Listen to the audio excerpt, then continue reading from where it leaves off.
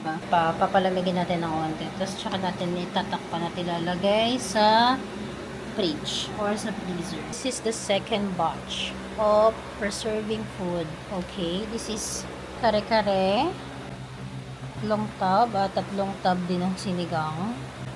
Kaya ng bagoong ng kare-kare at chili garlic ng sinigang. Ayan. Ganun. Tapos, nagluto lang si daddy ng donut.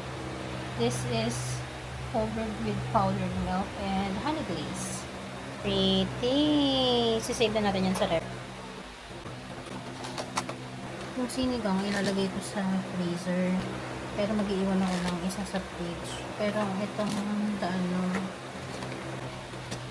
lahat ng naset.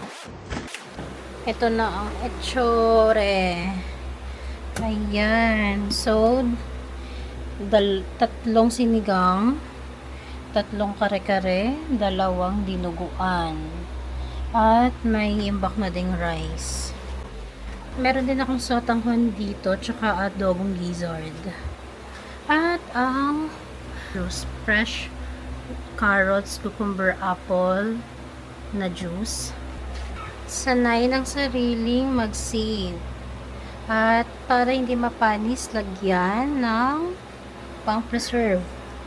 Para hindi luto ng luto, mag-preserve.